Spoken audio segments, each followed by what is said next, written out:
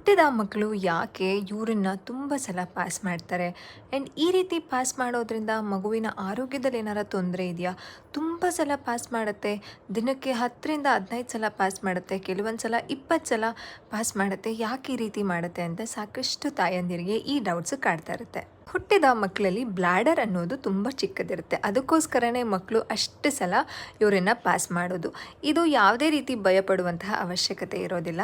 ಕೆಲವು ಮಕ್ಕಳುಗಳು 15 ಬಾರಿ, 20 ಬಾರಿ, 25 ಬಾರಿ ಇವರನ್ನು ಪಾಸ್ ಮಾಡ್ತಾರೆ ದಿನದಲ್ಲಿ. ಇದಕ್ಕೆ ಭಯಪಡುವಂತಹ ಅವಶ್ಯಕತೆ ಇಲ್ಲ. It is completely normal.